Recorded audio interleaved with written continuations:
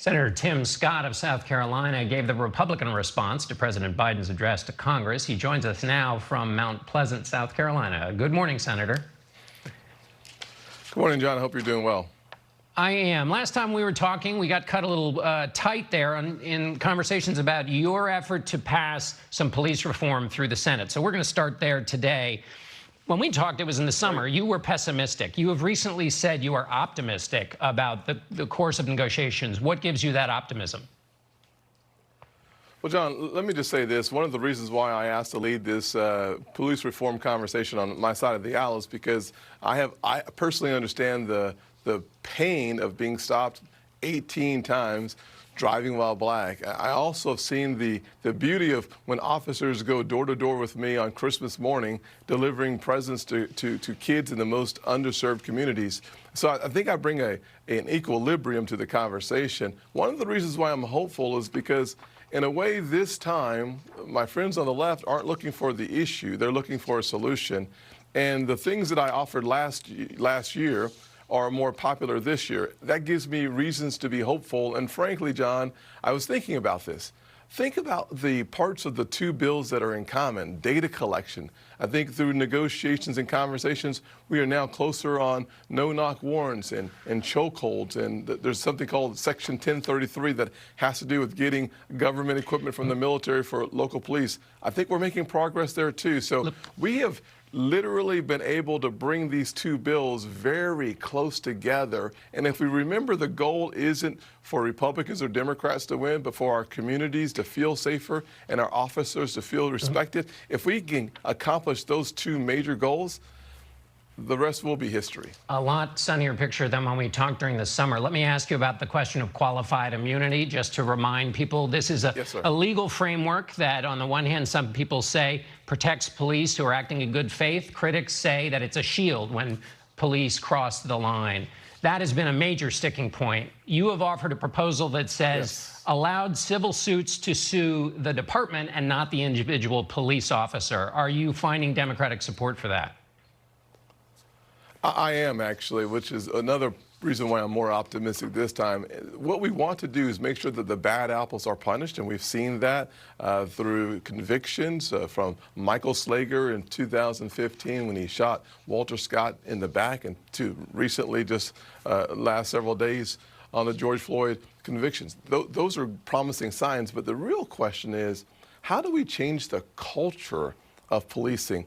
I think we do that by making the employer responsible for the actions of the employee. We do that with doctors, we do that with lawyers, we do that in most all of our industries. And if we do that in law enforcement, the employer will change the culture. So as opposed to having one officer change or not change, we'll have all officers transforming because the departments are taking on more of that burden. And frankly, as I spoke with family members on Thursday, they were very receptive to that proposal because what they're looking for is something that shows progress.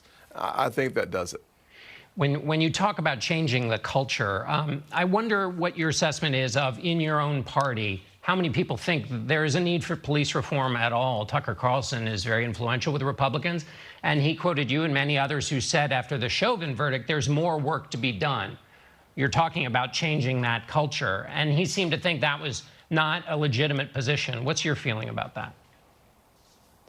Well, one of the reasons why I started our conversation, John, with reality, that as a United States Senator, I've been stopped several times in the last 3 years in the Capitol and on the streets throughout the country. So I'm not having a conversation about some theory or philosophy. I'm saying that there is a way for us to restore more confidence from communities of color and say to our officers, we want character-driven officers responding to crises in neighborhoods. Those are two things that we can accomplish. I think my party, significant numbers in my party, have already said to me, we will go where you go on this issue as long as I can explain my position, and we're going to do that. Let me ask you about your theory about race. You said America is not a racist country in your response to the president. The president has subsequently said he agrees with you.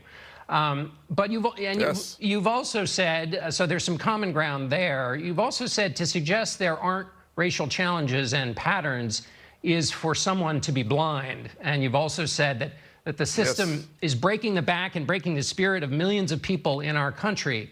And you're talking about Black Americans who are being affected by that system. So help people understand when you say it's not a racist country, but then you do talk about a system that targets Black Americans. You've talked about it today. Help people square those two statements. Sure, absolutely. Well, first, let me say, thank goodness that finally our president, our vice president, and one of the leaders in the Democrat caucus in the House, Jim Clyburn, have all come forward and said exactly what I've been saying for a long time. America is not a racist country. The question is there a lingering effect after a couple of centuries of racism and discrimination in this nation? The answer is absolutely.